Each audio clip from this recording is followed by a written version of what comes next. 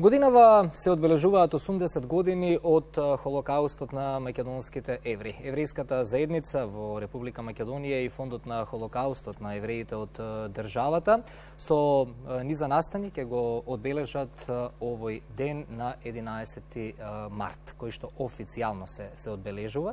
Велам добро утро за господинот Горан Садикарио, директор на Музејот на Холокаустот, со кој што ќе информираме за настаните со кои што ќе се одбележи 80 години од Холокаустот на македонските евреи. Добро утро и добро ни дојдовте. Добро утро до вас и до сите гледачи на македонската телевизија.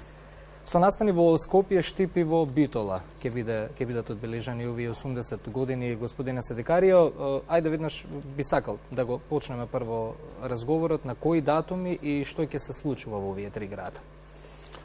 Секоја година Еврејската заедница и Меморијалниот центар на Холокаустот комеморативните активности ги одржуваат во трите града, града кои што за жал Битола и Штип останаа без евреи.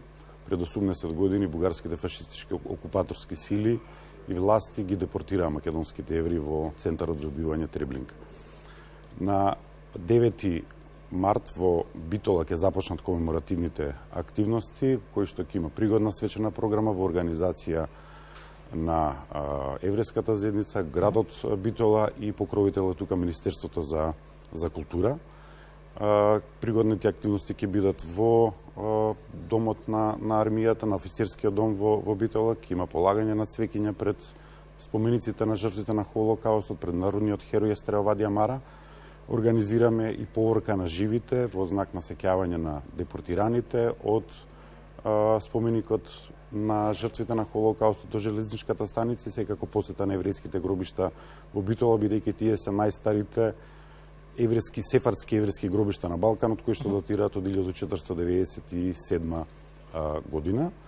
На 10 март во петок комеморативните активности ќе се одржат во градот Штип. Исто така градот и градоначалникот и Министерството за култура се покровители, ќе има свечена академија и активности во советот на град, во општината на град Штип. Ќе има поворка на живите, комеморација пред споменикот на жртвите на Холокаустот и секако посета на еврејските гробишта во Штип. На 11 март, бидејќи е денот на комеморација, меѓутоа е шабат, за време на шабат не се одржуваат никакви комеморативни активности.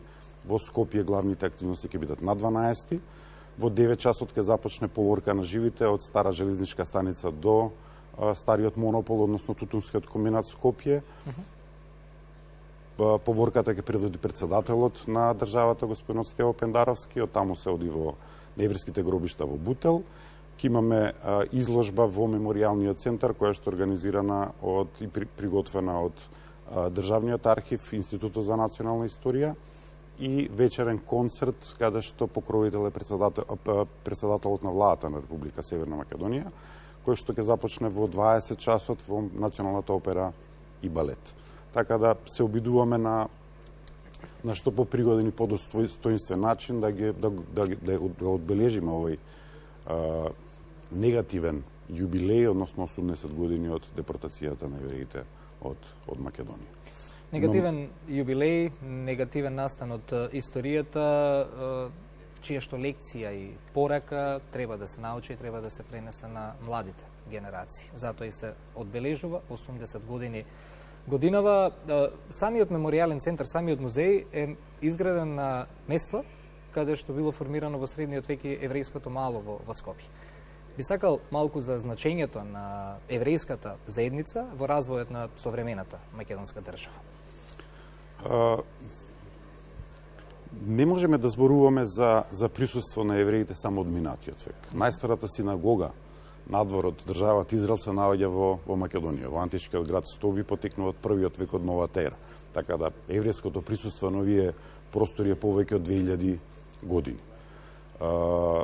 Споменав пред малку дека во Битола се наоѓаат најстарите сефардски гробишта на Балканот, кои датираат од 1497 година, односно само 5 години по прогонот на евреите од Шпанија до селувањето на Балканскиот полуостров. Една од постарите синагоги кои што постоела во Македонија, односно во Скопје, била изградена 1366 година, значи пред доаѓањето на сефардските евреи во Македонија, односно на Балканот.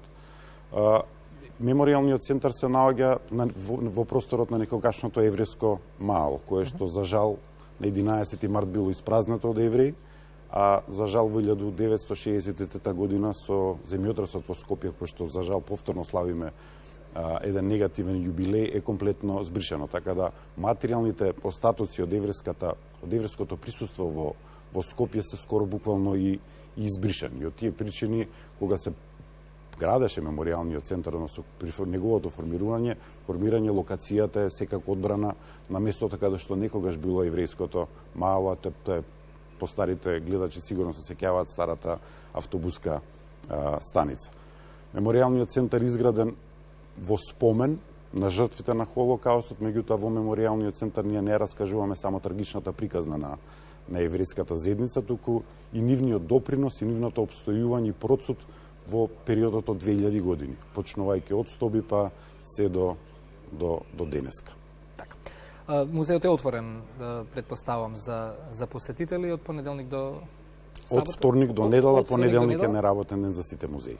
Добро, ви благодарам многу за овие информации. 9 часот е веќе 15 минути. Благодарам за гостувањето и секако кога станува збор за овие теми, тука сме за соработка. Ви благодарам, јас само би сакал да замолам, доколку може да упатаме на апел до сите граѓани на државата да ни се приклучат на комеморативните активности, особено во маршот на живите, за да што помасовно го изразиме нашето сочувство кон еврејската заедница, која што повеќе скоро беше уништена за време на Втората светска војна од окупаторските сили.